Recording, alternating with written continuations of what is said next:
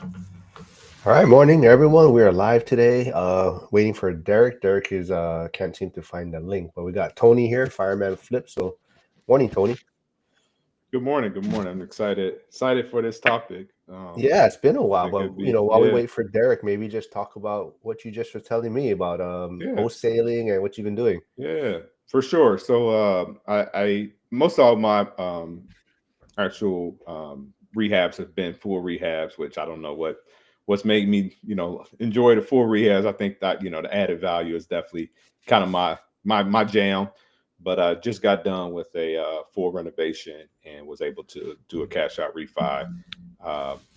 That true what they call infinite return, where I was able to get all of my money back out of that rehab project. And I had two projects waiting for me that would have been full renovations also, but kind of wanted to spend some time with the family this summer. So I decided to, try to sell them and see what I can get for them. And I made some good money out of it. So I'm like, maybe this wholesale thing ain't so bad. So obviously there wasn't a true wholesale deal because I did buy them with my cash, and then I was able to sell them. But the concept is still the same, and I'm definitely enjoying after selling those two. Like, okay, well, maybe this summer I'll kind of focus on the wholesaling side, as I'm not planning on doing any renovations this summer, as I would like to have some time with the family. Yeah, good, good. So Derek is here finally. So, morning, Derek. Hey, good morning. I know you're busy. I didn't even. So you have what? Did she give birth or soon? Right? You said. No, it could be any day or any second, any All right, hour. Who cool. So we knows? got to get you in quick before you're busier than what you are now. But Yeah. Derek, this and Tony's your first time meeting. So Yes, sir. Derek, maybe why don't you tell Tony what you're in and where you invest real quick. Yeah, I'm Victory Capital. That's my company. We buy mobile home park communities. Okay, nice, nice. Yeah, I kind of read up a little bit on your bio once he sent it over. Doing Nice. some big things, man. You're doing some major things. So that's super exciting to kind of get to Thanks. chat with somebody Thanks. who's definitely far from where I'm I'm enjoying kind of that process of being able to communicate with people who've been there, kind of done that, and kind of their wins, their losses, and being able to kind of find my path. Yeah, yeah. And I looked at your profile. I saw you're closing some stuff, and like that's Yeah. awesome, man. I love to see that, and I think what you do, I think, is very important. And like Mark as well, you guys are, you're doing something else, right? You're doing something good for the community, but you're also showing that, like, hey, there's actually more, and there's more that you can do. So I love what you guys do, and I think it's awesome that you show that.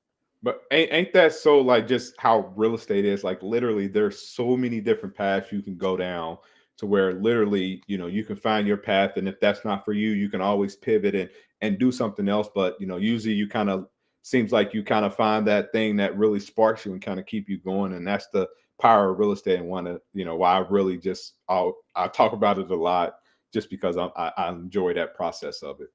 For sure, I agree. All right, so everyone, I have Tony and Derek's handles in the chat, so go please subscribe and go check them out. But yeah, so we kind of the past few lives I've been doing have been kind of focused on maybe just the buy now pay later, the whole mindset of even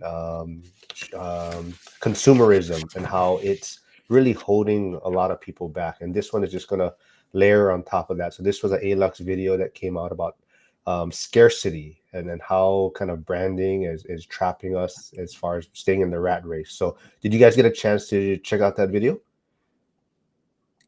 Yeah. All right. So, I know Tony. Maybe what do your thoughts on that? I know we did an interview before and you talked Yeah. about kind of maybe the struggles growing up and whatnot. So, Yeah, what do you for think about sure. that scarcity thing? I think this is probably one of the most powerful topics that are really holding a lot of people in poverty. Kind of growing up, in a pretty poverty stricken area.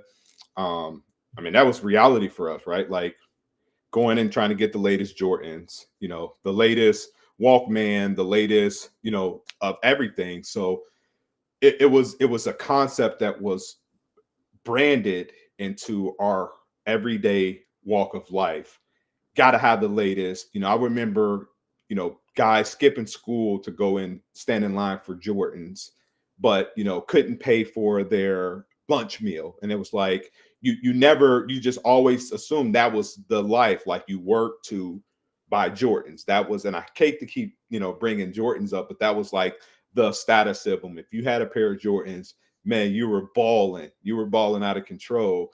And, that was our life. It's like, work to get Jordans, work to get things that you wanted. So, and it was, TV ads, people talking about it all the time, the latest jewelry.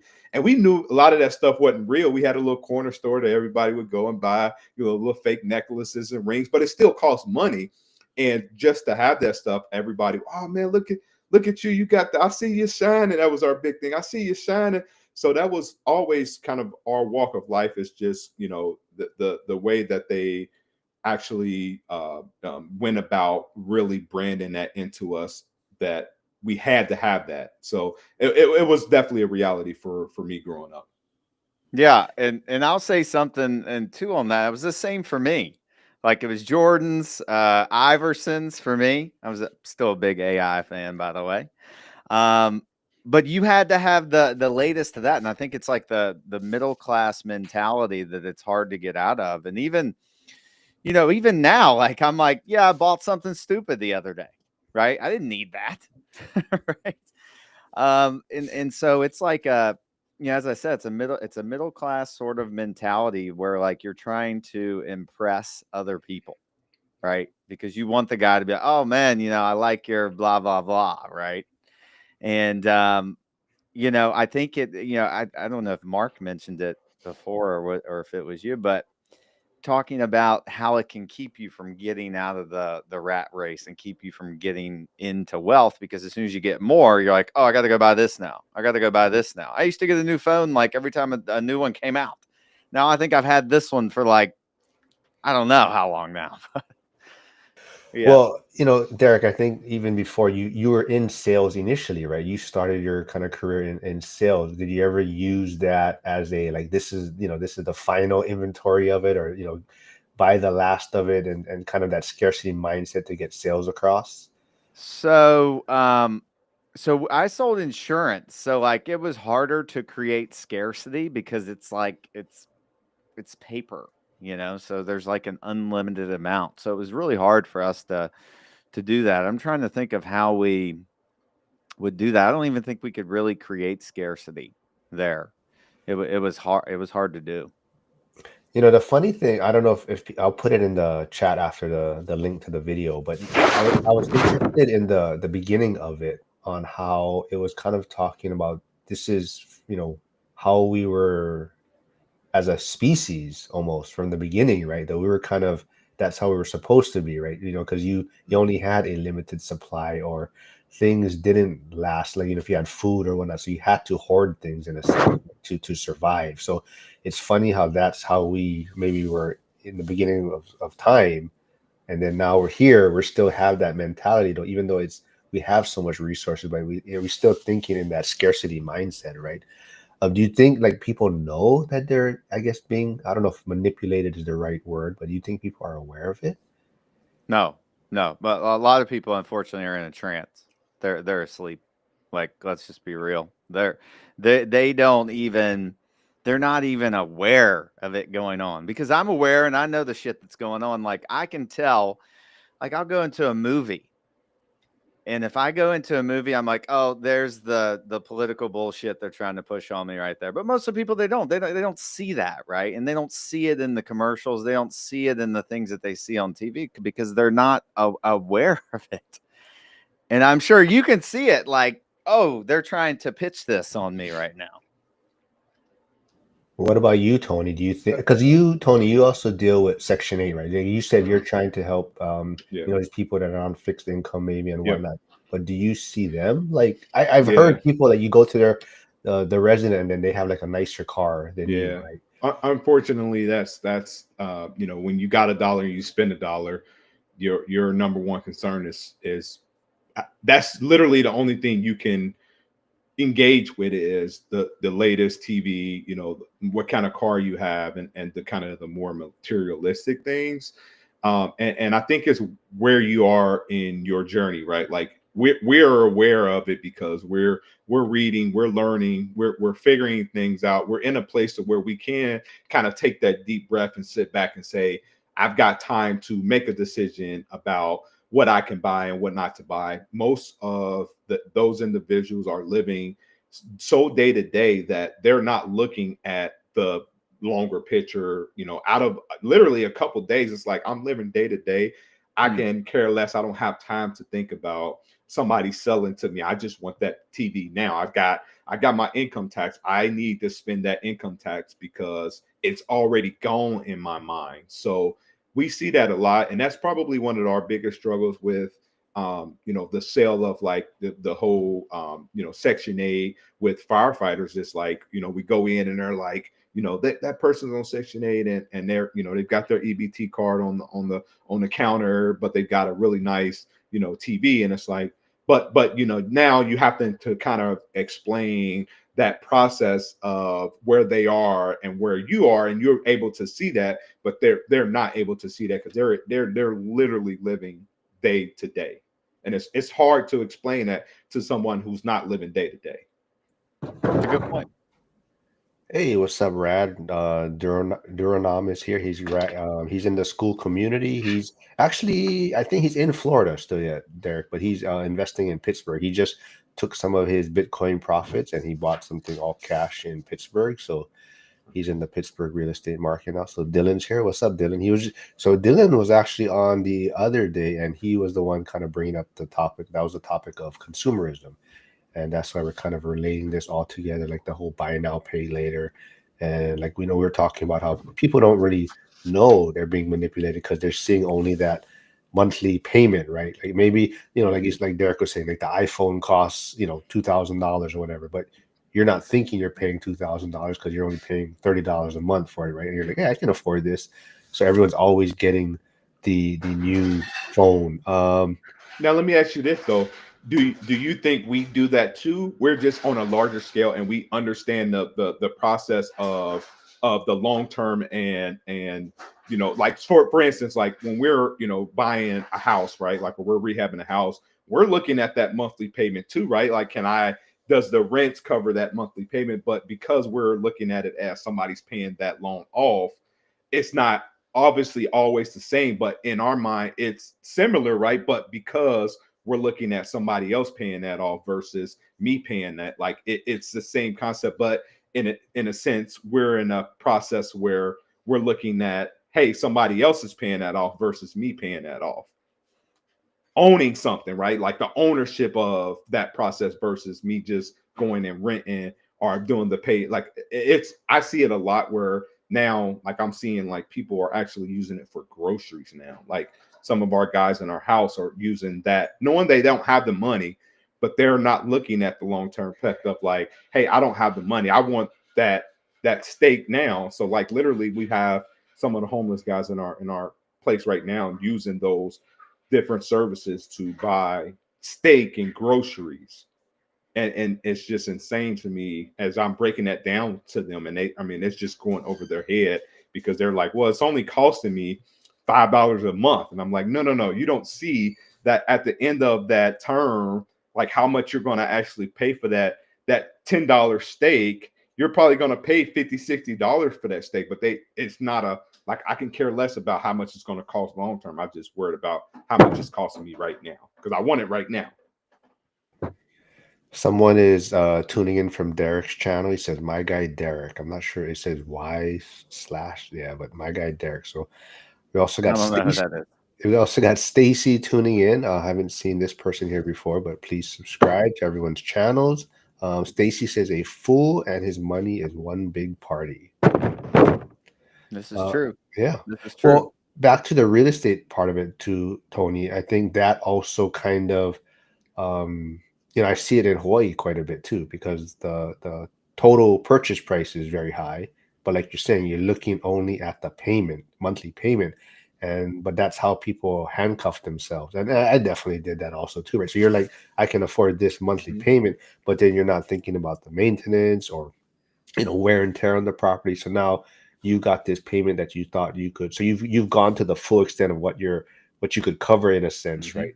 But then now you have all these other expenses coming in. But if we can help people realize like, hey, let's maybe lower that payment, or you don't have to buy as big of home initially in Mhm. the beginning, and get in and start saving money and whatnot. Mhm. Flavio from Grandview, Washington says, I think he says man flips. I'm assuming he says fireman flip, but I have the same addiction buying houses just for the adrenaline of the transaction. Yeah. And- Stacy is from Australia. Hey, hi, Stacy. So there was another person the other day from Australia. I can't even, when I see the name, Philip, I think, but thanks for tuning in. Joe's here. What's up, Joe? I'll put your channel in the link pretty soon. I like the take fireman flip from Dylan. It's really hard to get people out of the day-to-day mindset. Yeah. How What would do you you do that? I would ask you that, Tony. Like, how would you do that? How, like, get someone out of that mindset? don't get me on my soapbox. You know how I feel about financial literacy. I think that's number one. I mean, I see it from some of my clients who are on Section 8. I see it from some of my homeless individuals who are around that rat race. And like I've done my own internal audit, and the number one issue that I feel is like literally broad is education, financial literacy, and not understanding again the value of a dollar, the value of ownership, and all the different things that come with that. Right? Like I talk a lot about increase the credit score, you fix majority of the issues that we're facing as American, right? Like because to have a good credit score, what do you have to do? You have to be good at borrowing money.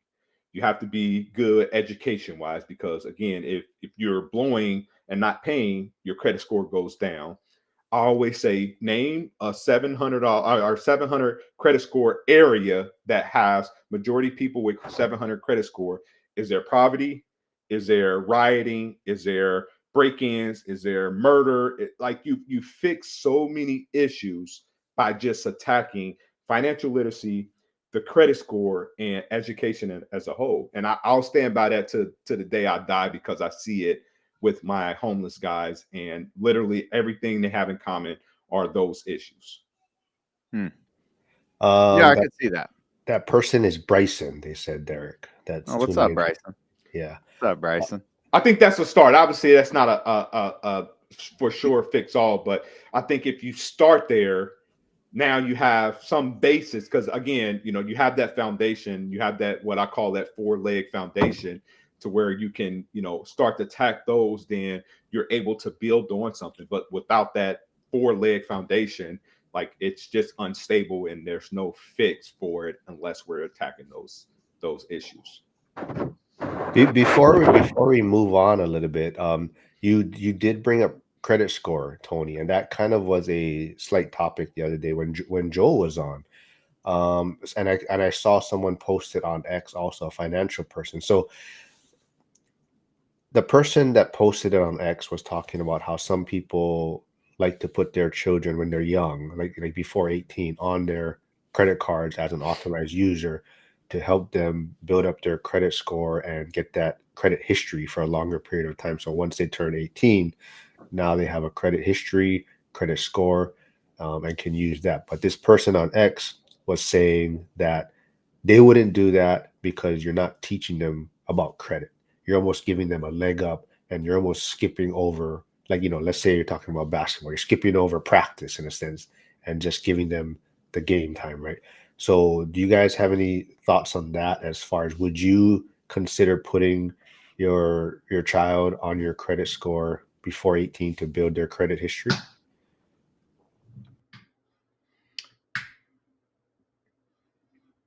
Can you hear me? I can't hear you guys. Can you hear me Yeah, I now? can. I can now. What I was What? saying? Did you hear what I was saying? I did. Okay, I was yeah, go ahead. yeah, it was breaking up, but I feel you can do both. Like I don't see a one size fit all. Like I can teach my kids that while give them that leg up. I think there's a difference between a leg up and a handout, right? Like to me, that's a leg up versus a handout. Like giving them money or giving them that is for me considered a handout versus like you can still teach them the importance of that, right? Like it's just like education. Like why am I going to send my kid to a private school? Like I've got paying for I already paid for a public school. Like it's for me it's the same thing. Like I can boost them up while in still teaching them the basis of it versus it just bailing them out. But that's just my opinion. Because I've done it. Like all my kids are authorized users on my card, but we're also talking about it and like I'm forcing different philosophies on them as I've seen that without that basis you're going to always struggle. What about Yeah. you, Derek? Yeah. Yeah, I mean, I think it's tough with the kids, and I'm not really there yet. My kids are very young, but you want to help your kids, right? But at the same time, I'm like, I want them to go through the same shit that I went through. Like, I want them to go through like, digging yourself out of the hole. And look, my kids will definitely have probably a better opportunity than I did. I mean, it's just going to be like that. I mean, I don't know how else to stop that, but I'm gonna make them work, right? Like they're gonna have to do stuff to get stuff because that's what I had to do. I had to go mow yards, and Mhm. although I would mow yards and then go to spend the money on booze, just like what we were talking about before, right? And my parents didn't really give me a leg up because they weren't necessarily the most financially literate people themselves, which was Mhm. fine. But I think when you're talking about the kids, maybe I'll put them as an authorized user on the credit card. I don't know. I'll probably do the thing where I'll pay them a salary to work for my company, and that salary gets invested into Victory Capital funds, and then they can spend the cash flow. So if they want to get more money, they can only spend the cash flow, and then they got to invest more money to get more cash flow to spend. So they learn like that kind of cycle. Well, I'm gonna skip over Andy and Frank's chat real quick because so Joel, his point was about the credit score, and so Joel, if you haven't had a chance, go look at the reel I put out because someone is commenting kind of against what you said, but basically Joel's point is, does a 19-year-old need a good credit score? And that's why Joel was kind of like, he wouldn't maybe lean towards the side of putting the child on the credit score to help build it up. But that individual that was replying on YouTube was saying, yeah, but you need a credit score to even just rent a place nowadays, right? So, most places you fill out an application, you need a 680 or, a 640, 680 credit score. So most people need it even just to rent a place. So if you're 18, 19-year-old and you want to rent your own place, you're going to need a credit score. So yeah, like Tony's saying, like, there's kind of, you can probably do both to some extent, right? But there's no right or wrong, and everyone Right. kind of has their own view on it. What sucks, whether we like it or not, our credit score is based off of so much, and it costs us more to have a bad credit score. Like that's just what it is. You pay your interest rates higher. Like some renters have to pay the larger down payment. Like it just costs us more to have a bad credit score. But again, you can always do both, and there's again no right or wrong way of doing it. But I feel like you can create that hardship, right? Like you were saying, Derek, like you're going to make them work, and the more money you get, the more money, more access to capital you have, which then give you more cash flow. Like I feel like you could create those hardships versus just handouts, and that's my plan, is to create the hardships that I obviously want them to go through, but like don't make the same mistakes that I make. That's going to cost you a significant amount of money. Like I couldn't imagine the amount of money I paid for having bad credit because I ran up credit cards, didn't know anything about minimum payment. So like literally I just paid the minimum payment. So like I forfeited so much money by being illiterate when it came to finances. And it's like, do I want my son to go through that same process of paying all that money when we can bypass that, but then again, show those hard times like this is what it could be if you allow it. Now, whether you want to save your money or not, it's on you because at some point you're going to have to be an adult and make your own decisions. But I'm going to help you through that process. And no one helped me. Like it was a literally again coming from poverty written like that's always seen. So it's like I don't want my kids to go through that same process, but I also don't want my kids thinking that handouts are where it's at. So it's like that hard push and pull, right? Like you're trying to push and pull to figure out things. And I don't know if I'm doing it right, but I feel like I'm trying. I'm gonna give it a valid effort. So Yeah. And Andy, who's in Ohio, says most people relate their spending to a dopamine fix, and very few are taught to see past the end of their nose. Sometimes self-inflicted, sometimes not. Frank, old guy RA, says, I agree. Financial literacy to me is the most important tool. And then Andy also says, I agree with Derek. I didn't cripple my kids, but a few scars make for great stories and great learning opportunities. And then Dylan says, I'm going to have to figure out how to give them that grit. I have some younger siblings that grew up easy and they have no pressure to actually push themselves and grow, which is frustrating. Yeah, absolutely. Stacy from Australia, right? So I'm on my fifth neutral investment property, coming from low income background with no family property. I had to relearn financial literacy and delay graduation, maybe gratification, maybe. But What's a um, neutral investment property? yeah, very good question. Stacy, if you're still here, maybe you can clarify or give us a little better understanding on what neutral investment property is. Maybe not cash flow positive or like break even. I don't know. Maybe most of all my relationship with God has kept my part. Hey, very yeah. Yeah, I think back to Frank, what he was saying about financial literacy. So even we talked about it the other day. So I've been playing the cash flow board game, the kids with my son, and he loves it. So he's actually like really starting to understand like asset liability. So on this whole scarcity and like you're talking about, waiting for the Jordans or the Iversons and whatnot, the Switch 2 just came out, right? And now I'm seeing all these posts on Facebook and all these people waiting in line for the new Nintendo Switch 2. And my son wants one, it's $499. But I'm trying to also get him to realize like, is it an asset? Is it a liability?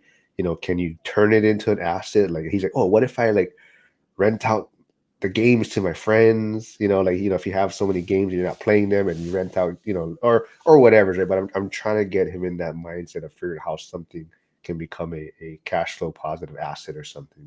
But he loves the game. So the kids one is pretty basic. So we're actually I looked at the adult one for him, but it might be a little bit too much, but we'll probably goof around with it and see how much he picks up on it. Let's see. Let's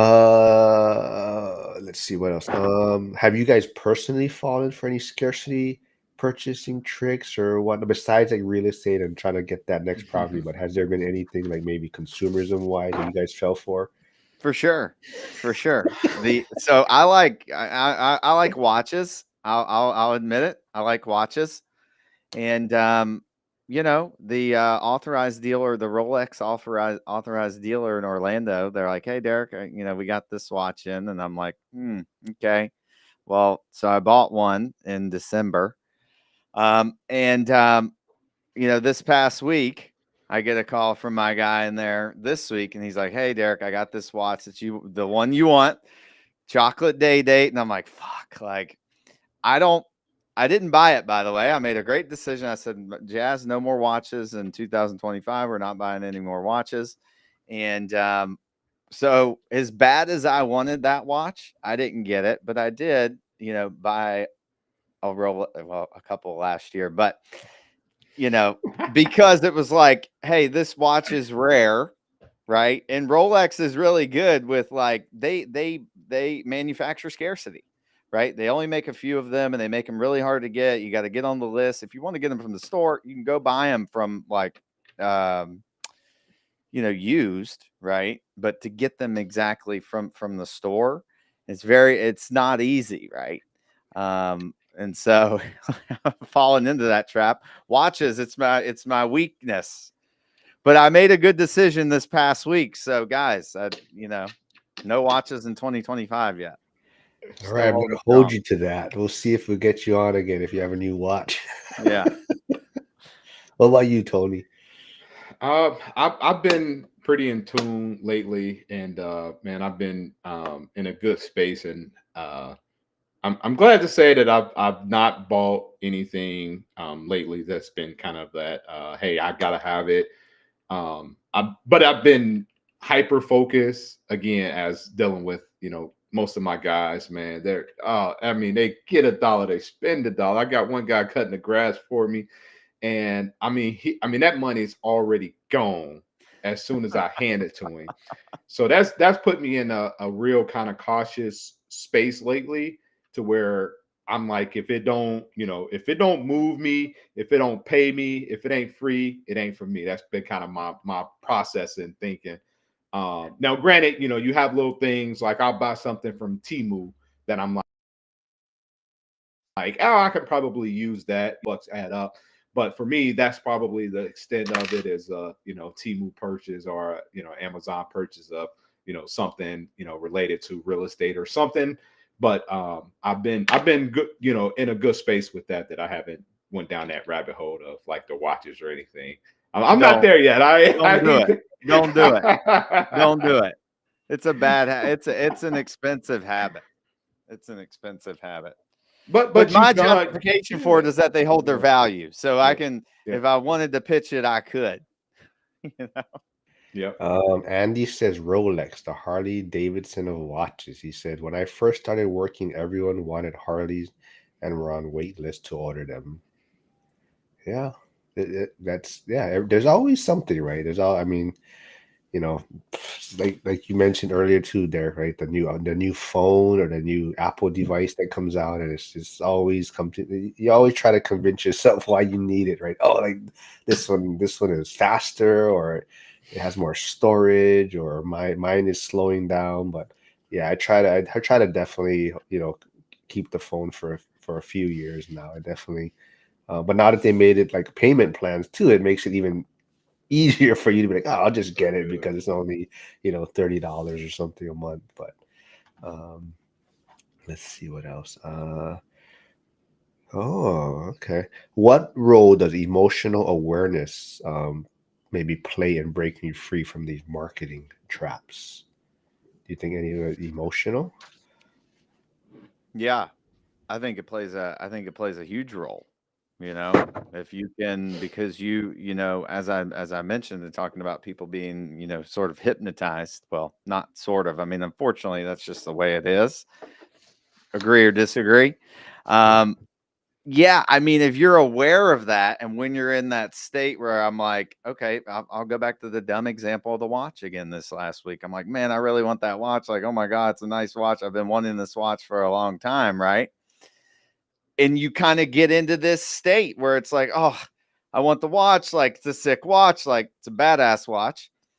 But you have to step back from that. I'm like, you know what? No, I made the decision. I'm going to be, we're doing this fund. I'm investing a bunch of money in the fund. It's like, boom, like I need to focus back on this because I'll get a chance to buy that watch again. I hope so. Yeah, I Uh, think I think he summed that up pretty well. I think mindset is the majority of reasons that most people in poverty are in poverty, is the mindset piece. You hate to be that, like, oh, get in tune, be that guy that's always talking about mindset, but like that's literally what's the difference in is mindset, because you got to be in a good mindset to be aware that, hey, you want to get out of poverty, first of all. Two, to be aware of, like, you don't actually need it, like you want it, and is it as asset or liability. So mindset for me is kind of the one of the pillars I call when it comes to that foundation. Mindset is one of the legs up on that stool. Yeah. And I think what you said there is great, Tony. Like you have to want to. Like I remember when I was growing up and was just, I'd get money and spend it on partying, get money and spend it on partying, get money, spend it on clothes. So I looked cool supposedly when I was partying, right? And there was like a switch that flipped one day where I was like, oh shit, like that's dumb. I need to get it together and I need to start, like, I want to get to a different level in life. I don't want to be stuck like my friends. Well, they're not my old friends. A lot of them are still stuck. Now And let me ask you a question because I really want to dial into because you're so far ahead of the curve when it comes to, was it because of who you were around and the guys you were trying to impress that kept you with that particular, like the booze and things like that? Was it that friendship or the people that were around you? absolutely, it was that absolutely, and that's what like I'll be completely transparent. I cared a lot about what other people thought, and I wanted to look cool. And I thought if I was doing that, oh, I was cool and I was respected, right? That was what I perceived to be value, right? But I just wanted respect. Like it was just stupid, right? You think about it now, it was just stupid. But like the way I thought about it, that's right, Stacy. I look cool in watches now. That's right. Um, but yeah, I mean, it was just kind of a switch in value and what I perceived as like, hey, this is um what I want, right? And it was just a shift. It was a shift, like a 1 day shift. I'm calling it now. Derek will have that watch next time he's on. Yeah. Oh, that's Well, hilarious. well. uh, It's got to be well, a milestone. Like like your birthday, your child. okay. Now, Mark, stop, man, stop. I think he might Stop. be getting a cut back from old Rolex there. He may be getting a little small cutback. We got James Edward here. Haven't thank you for stopping by. Says my wife has a cool boyfriend. Sweet. Yeah. Yes. No. Andy says, "What does it take? Wait, what? What does it take, or what stand do we take to try and battle this subject of scarcity? Coming from a low-income poverty area, you grow up poor and get a job and get bad debit and handcuffed." And that was going to kind of lead into my next question. Also, is kind of just that you think people are like mentally exhausted too, and then that's kind of why they just, if they have money, they're going to buy something that maybe, like you're saying, impulse buying or makes them feel good, and that just keeps them in this cycle, right? Yeah, I mean, what Tony said earlier about people only, they're worrying about the next hour, they're worrying about the next day. They can't even think with any kind of future past that. And with the stress, the economic stress, you turn on the TV and there's all kinds of other craziness and stress and stress and stress. I think there's definitely something to be said about that. People being worn out mentally, and this thing that they do gives them that little bit of break that they need to step out of all that mess. Yeah, not having hope. I mean, it's a difference between not having hope and having hope and feeling like you can technically get out of that situation. Once you settle into poverty, again, you're around people who are in poverty. You're around people that's looking for that quick dopamine hit. And once you get that dopamine hit, you're always chasing that dopamine hit. And not having money just then puts you into the space of like, where I don't have any hope. All I can look forward to is that quick dopamine hit, and that becomes your cycle of life. It's like dopamine hit, feel depressed, dopamine hit, feel depressed, dopamine hit, feel depressed. And it just becomes a cycle that it's hard to get out unless you truly, change your environment. Like I always talk about, I'm fighting with some of our institutions when it comes to our homeless guys, because I'm like, if you keep putting these guys back in the same environment, you send them to rehab and then bring them back right to the same environment, how are we expecting these guys to change? Like you have to do a total 360 where it's like not even having access to their bank. Like there's literally making it to where their bank is inaccessible, where they cannot just go and take money out. We've seen a huge influx of people being able to keep money in their checking account because it's inconvenient. It's like, why don't, if we know that, why are we continuing to put these guys back in these same environments and expecting them to change. See, Flavio's like, Derek, if you like it, get them as an investment. I know. I mean, that is and for me to justify the watch further, I'll say that like he's not wrong about that. He's not wrong about that.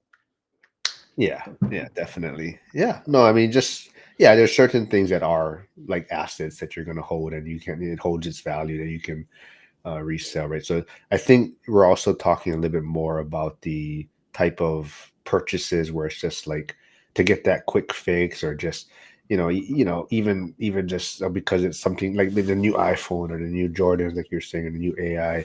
Um, but a lot of times I hear people argue back by, well, it's my choice, right? It's my money, it's my choice. Like, how would you maybe try to pivot them to like thinking a little bit differently, or when someone brings that point, it's my money, I'll do what I want with it? Yeah, I mean, I think it all depends on the person's targets and what they want to do. Like if they don't want to do anything or grow and into the future, like I mean, whatever you tell them is not going to matter anyways, right? But like if somebody knows where I want to go or where you want to go, it's like, Tony, Mark, don't do that. Mark, you don't need 1,000 pairs of Crocs, dude. Like you don't. Mute myself for this. Hold on. What the hell? Now we're talking crazy. But yeah, I think it also depends on where you want to go and the people you have around you. Like if I have a friend that's like, if I know their situation and they're trying to get to the next level, I'd be like, yeah, probably shouldn't buy the watch. Probably shouldn't buy the, whatever, the car, especially. Like that's the kind of thing that really, I mean, I guess there's some like cars that hold value, but most of them don't. So Tony, to this kind of point, I mean, I know you're a little bit different, but I think that's why I always talk about how I'm kind of ready to get out of the firehouse in a sense. And it's not so much that I don't enjoy the job, it's more just that kind of like, Yeah. it's so easy, like you're saying, like, right, say, oh, we gotta party this day, or we gotta go do this, and it's so easy to be spending money, or even like the watch, or even like it's so easy to see your The coworkers be cars, like, yeah, the just buy it, cars, just get yep, it, the it's your trucks. money, you can work overtime or something, right? Trucks and cars Yeah, is the the firehouse staple. Like if you yeah, don't have a new truck or car, the guys make fun of you, and then you yeah. have new guys coming in with trucks because somebody made fun of their paid off car.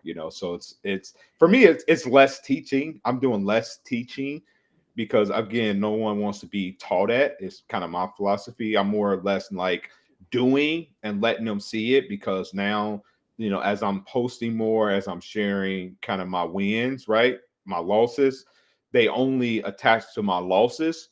But for me, explaining to them that that loss really wasn't a loss, because for me, a loss was I lost money from a contractor that stole money. But I'm like, also, that was my best deal. And I'm infinite return because I don't have any of my money in that deal. So they'll glaze over all that and go right to, oh man, I'm not going to do real estate because I don't want a contractor stealing money. But it's like you skipped over the part where I was able to cash out refi, get all my money back, and my tenants are paying paying my mortgage, and I'm cash flowing $1,000. Like it's just inevitable, because it's like, well, that's they want to have a story of what they don't want to do. So I'm doing less teaching and more just like, watch me, and if you ask me a question, I'll share. But I'm not coming in like the guy on the mountaintop, like, man, you got to get in real estate, because that's where I was. You know how you get excited about something and you're just sharing. Now I'm doing less sharing, which is then causing those guys to ask more questions, way more questions than they were before. And now that I just did the little small wholesale deal, it's like I've got these guys like really asking questions. I'm like, I'll give just enough to where they have to keep asking, and they know that I'm holding back, and they're like, "Why are you holding back? Like, you trying to hold back on this?" I'm like, "No, I don't want to overshare.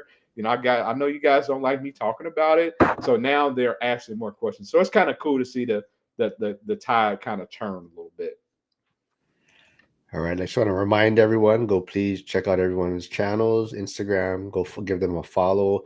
We got to get Tony back up because he got hacked. So he started a new page.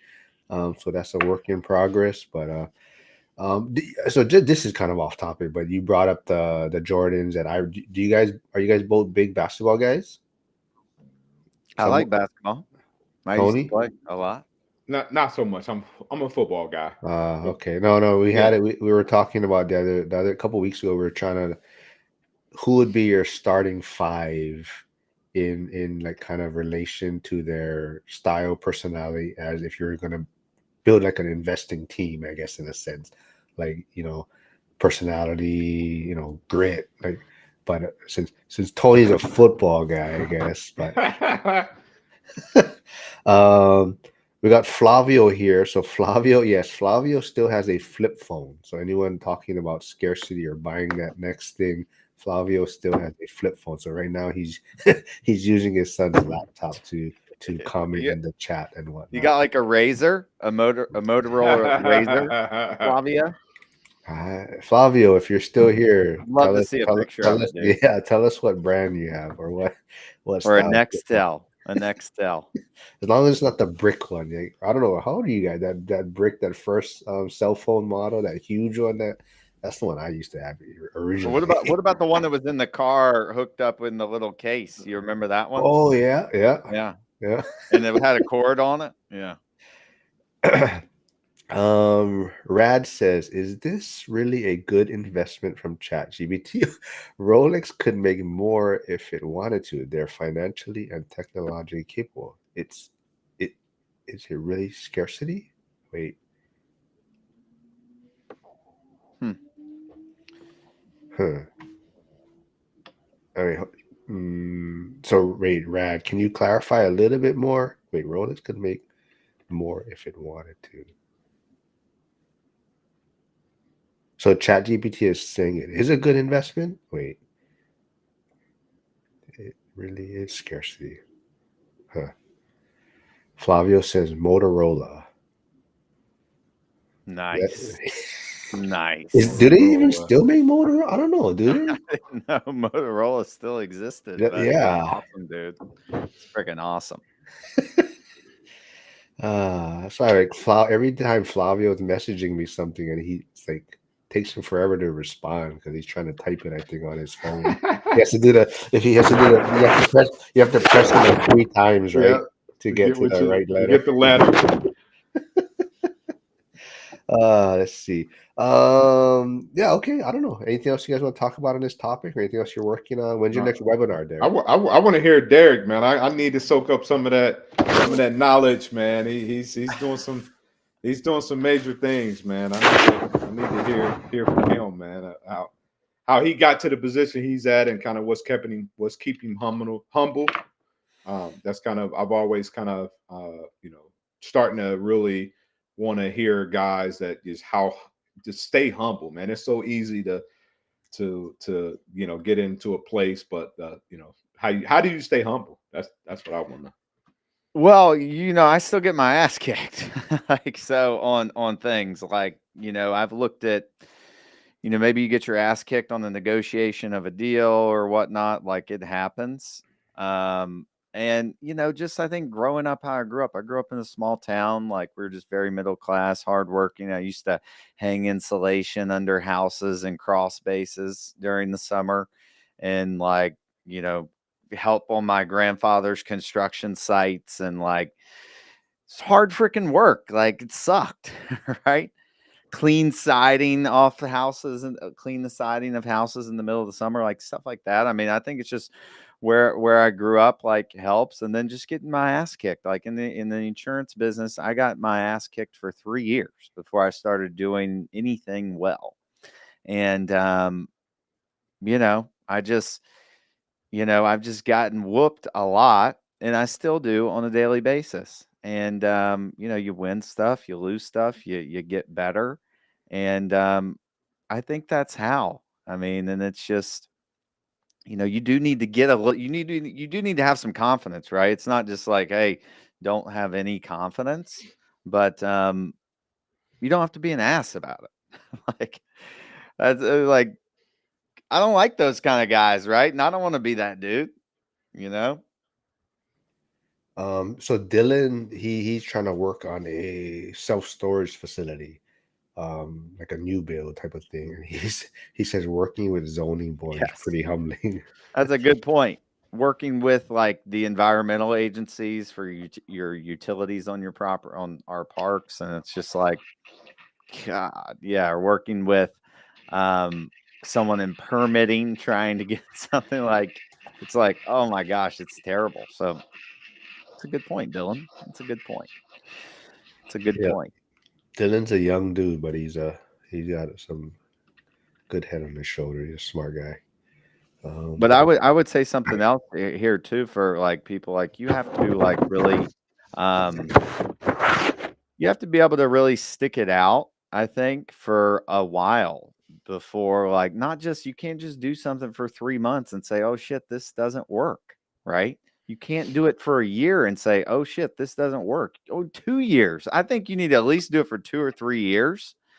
And if you do it for 2 years, 3 years and it's like you're still stuck, then you might need to start thinking about it, right? But my journey in the insurance business, 2012, cold calling door to door, getting killed every day, hated every minute of it, sucked. I made I think it was 13 grand or something the first year. 20 something the second year, like 30 something the third year. And then I started to like take off.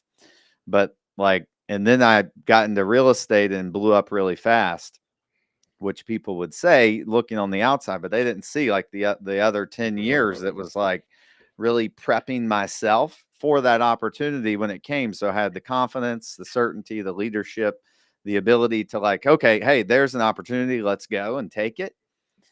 Like so you kind of build those skills, right? And then you're ready. What is that saying? Like success is when opportunity meets preparation or luck, or is that's luck or something?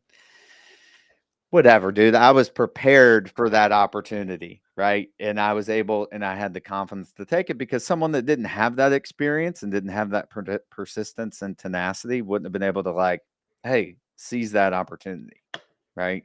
And go. Yeah. That's so funny. You talk about luck. Like I hear that a lot. Like I literally so I yesterday I worked at one of the stations that where I grew up. Like so we've got a fire station that I walk by every day to go to the Boys and Girls Club. And I worked that station and I made 2 runs to my old area that I grew up at, really rough area. And seeing some of the like literally seeing guys that are in the same position, right? And I hear like literally one of the guys said, "Man, you so lucky." And I said, "Lucky? You know how much time and effort I put into everything I've done?" And it really kind of struck me really wrong at that point. And obviously it was, I kind of shrugged it off after, but it was just like you said, lucky, like, but they don't see like the preparation that got you to the point to where even with luck, like you had to be an opportunity to take advantage of the opportunity that you got. So yeah, that hit me hard when he said hit me with the lucky. Yeah, yeah, yeah. Well, lucky. Okay. Yeah. I remember when I was scared to get Yeah, out of the car every day to go knock on this yeah. business owner's door and like it was terrible. Like, uh, Flavio says, I never buy anything for me, but I got hit with what happened to that YouTuber guy that passed away. So I'm not sure if you guys know who Mark Ferguson is, Invest for More. I don't know if you guys know who he is. Mhm. So he's kind of a OG YouTuber, real estate guy. He's been around for a while. He's one of like the original. But he had like car collect, the rare like the Lamborghinis. He had like a big carport in his garage with a whole bunch of like fancy cars, and he had all types of things. But he kept grinding in a sense that he kept purchasing, and he was still doing real estate. He was an agent, but for him, it was he just enjoyed that part of it, right? Where a lot of people were kind of like, "Why are you still doing this? I mean, you have so much things. Why don't you just enjoy and sit back and relax?" And there's no right or wrong, right? I mean, he that was his thing, right? Like, Derek, you're talking about Rolex, but his was like the cars and everything. And some people, that's what feeds them, right? But it's just knowing your why and knowing when it's time for you to walk away, and hopefully he got out what he wanted, right? And he went out. I mean, unfortunately, it was a quick passing, unexpected passing, but he probably was working longer or doing it longer than he needed to, but it seemed like that was his passion, right? Like, um, but I think a lot of people, after seeing that, they're kind of like, okay, how much is enough for me, right? Like, how much more do I need, or when can I enjoy? And that's what we all have to figure out. Um, Trump is King 88. I think Derek is bringing this person on. Says yes to Trump. Say yes to Trump's big bill. But wait, on this point though, I did see Tony just post recently on his Instagram. He said, "What was it? Trump and Elon, are you paying attention?" Or something like that. Yeah, it But I'm said, do looking for y'all do cash flow y'all real estate. see? Yeah, do y'all see Trump and Eli beefing? Oh, but I'm looking for cash flow properties. Yeah. So yeah. Mm-hmm. Yeah. So I think it's same thing. It's the whole scarcity, buy now, pay later, consumerism, and even just this politics and media. It's there to keep you distracted, right? I mean, yeah, you want to pay attention to some extent, but you just you don't want to get so consumed with it where it's now you're just wasting your time on it instead of like you're saying, looking for cash flow deals or looking for a mobile home park to invest in or whatnot. But it is easy to get caught up in it. But it is interesting what's happening. It is definitely a WWE wrestling show. It seems like right now It's what's a going on. show, baby. Yeah, It's a show. Just enjoy the show. I can't. I hadn't really paid attention to anything in a while because we've just been kind of crazy with deals and stuff. But like, it just sucks the energy out of you because you're like, oh my god, this idiot says this and this, and I'm like, okay, I think you need to just kind of see what's going on, like you said, Mark, but not like get locked up in it because it's literally like it's just negative energy. It's pretty negative. yep. But I would So like the big bill to get passed because 100% bonus depreciation is in there, and I love 100% bonus depreciation. yeah, I think that's the thing, right? I mean, I don't think there's ever gonna be if they're gonna keep doing it the same way that they're always doing it, where it's just this whole bill where there's always gonna be things that pass through that some people are not gonna want and some people are gonna want, and depends where you're sitting at the table right now. If it was each bill separately, like each proposal separately, where it's one thing, then that might be different. Then might be easier to see what gets passed. But when it's just this whole bill, and now you're asking these people in this timeline to pass it or whatnot, that's how a lot of things slip through, and some people are going to benefit, some is not, and everyone's going to have their different take on it. So the way it's set up, I mean, there's always going to be winners and losers, and you're never going to please everyone, and I think that's the thing, right? So Yeah. Yeah. Politics is so ingrained in poverty. I mean, that's just what it is. Most people that are in poverty care a lot about politics, and it consumes them for sure. Hey guys, I gotta jump on my all 12 right, o'clock here. cool, man. Webinar, you got a I webinar today? appreciate it. It's just I do a Q&A for one of my groups All right, for cool. 30 minutes every Friday. All right, So everyone go check out Derek. Don't go to forget Nice my to to meet you, Facebook. Derek. Nice to meet you, yep, Bud. everyone go Yeah, check out yeah, Derek. Tony, likewise, man. Likewise. Keep crushing it out there, brother. All right, Appreciate it. Tony, if you want to stick around a little while, you can. But Derek, if you got to bounce, just bounce. Thanks for doing this, man. And Next time. yeah, Next time. see you with the Rolex next time. My wife, if she was here, she'd be like, yeah, see, you should have bought it. Okay. Uh-huh. All right. All See right, you. man. Thanks, man. See you. All right. Yeah. Well, anything else you wanna wrap it up with, Tony? What you're working on? I know, like you said, you're gonna go on a trip. You said this summer. Yeah, we go down to Myrtle Beach every year, Garden City, just to kind of kick back and relax. So this year, especially this summer, I'm kind of going to take some time and really enjoy family time. Kids are starting to get to where they're really wanting to be around dad, and I'm enjoying that. Right, like I've got a 13-year-old daughter, and she's still thinks I'm cool. So it's like I want to kind of hang out with her this summer and have some fun. And I'll still try to do some deals, but I'm not wanting to do any major rehab deals this summer. So that's the kind of plan for me this summer, is to kind of redo some things and make sure I'm in line with what my philosophy is as I start to dial a little bit more into Zuber's content. Is like, for me, small and mighty is the goal, and I've got to go, and trying to stick to that goal has been my lifetime struggle. But I'm kind of, family is more important than I've ever put emphasis on, and I want to make sure that I'm around. Well, I think people that are tuning in and maybe missed the beginning, like Tony was saying, that he had some deals that he had, and he just decided, I'm gonna wholesale it because I don't want to do a full rehab. I want to kind of take a step back this summer, enjoy, relax. So I think that's part of it too, is where, once you start doing this, then now it gives you options, right? Where we're like, oh, you For know what, I'm sure. at a point where, I'm gonna step back a little bit, but I have these deals and I can wholesale them to someone else. But it gives you these opportunities, even the networking side of it, like you're saying, right?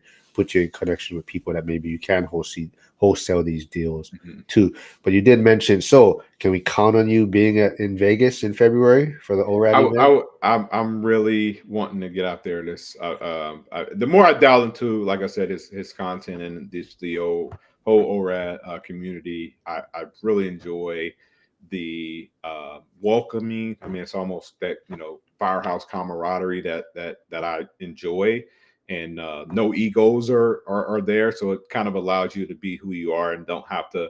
Yeah, I've got 80 door. I've got, it's just kind of like, people sharing their wins, sharing their losses, and being able to, bounce information off each other. And I'm truly, truly enjoying it. Yeah, it's a great community. So a lot of people here, like Val. I don't know if you collect Val's in there, Andy, Casey, Lynn, who just tuned in. Lynn has been featured on Bigger Pockets Rookie just recently, so Nice. she's doing a lot of cool stuff. I think she's traveling right now. I've seen her posting a lot of travel pictures on Instagram recently, so I think she's traveling somewhere. But thanks for tuning in. Actually, oh shoot, Lynn, what's today? Friday? Oh, they just finished their out of state investing call in the school community.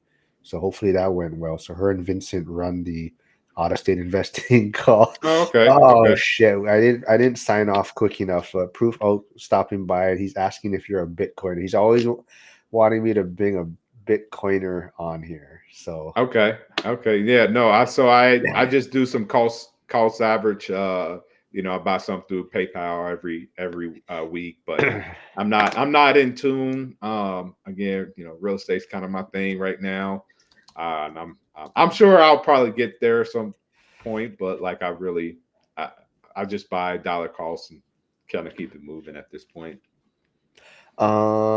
Proof Oak though, you know what though? I don't know if he's still here, but Rad, who's in the chat, he's in the school community. He is in Florida, and he actually took some of his Bitcoin profits off the table, and he purchased a property all cash in Pittsburgh.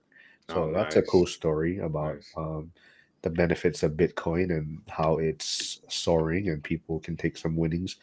But you know what, Provo, if there is someone that you think would come on my channel that would like to talk about Bitcoin, you can always let me know or have them reach out to me if there's someone that would want to So come I'm on. guessing he's a big Bitcoiner.